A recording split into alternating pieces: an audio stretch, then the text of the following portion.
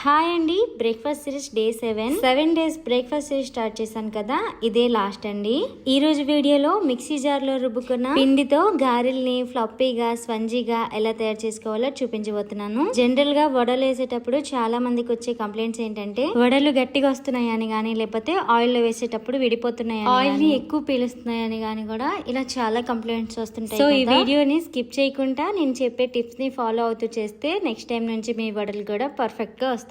Late చేయకుండా mixie jar లో వడపిండి ఎలా రుబ్బుకోవాలో చూపించబోతున్నానండి. ఫస్ట్ నేను ఒక బౌల్లో 2 కప్స్ మినపగుళ్ళు తీసుకున్నాను.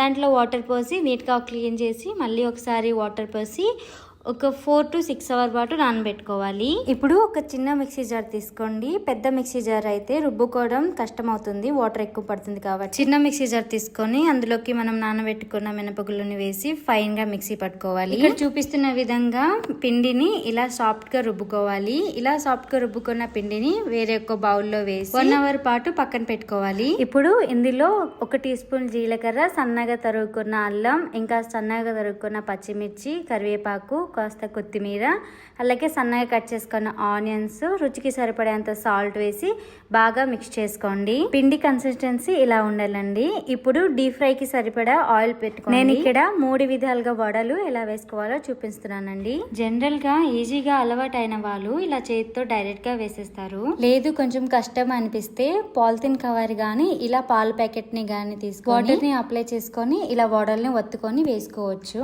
లేదంటే టీ స్ట్రైనర్ తో కూడా వడల్ని వేసుకోవచ్చు. అది ఎలాగో ఇప్పుడు చూపిస్తాను. అది చాలా ఈజీ ప్రాసెస్ అండి. అంతే చేతి మీద పడి కాలుతుంది అనే భయం ఉన్న వాళ్ళు టీ స్ట్రైనర్ తో చేసుకోవచ్చు. ఇలా టీ స్ట్రైనర్ మీద కొంచెం వడపిండిని వేసి వడల్లా ఒత్తుకొని వేసేసుకోవచ్చు. సో ఇలా మీకు నచ్చిన ప్రాసెస్ లో, ఈజీ అయిన ప్రాసెస్ లో వేసుకోండి. ఇలా వేసినా కూడా వడలు పైన క్రిస్పీగా లోపల సాఫ్ట్ గా. ఇలా ఆయిల్ లో వేసుకున్న వడల్ని మీడియం ఫ్లేమ్ లోనే పెట్టుకొని 2 వైపులా కూడా గోల్డెన్ కలర్ వచ్చేంత వరకు ఫ్రై చేసుకోవాలి. మీకు వడపిండి ఒకవేళ కొంచెం వాటర్ ఎక్కువ అయి పల్చగా అయిందనుకోండి, కొద్దిగా బియ్యం పిండిని యాడ్ చేసుకొని కలుపుకొని ఆ తర్వాత వడల్ని వేసుకోండి. ఆయిల్లో విడిపోకుండా ఉంటాయి, అలాగే ఎక్కువ ఆయిల్ ని పీల్చకుండా ఉంటాయి. బట్ వీలైనంత వరకు ఓన్లీ మినప్పిండితోనే వడల్ని వేసుకోవడానికి ట్రై చేయండి. ఈ వీడియో నచ్చితే ప్లీజ్ సబ్స్క్రైబ్ చేసుకోండి.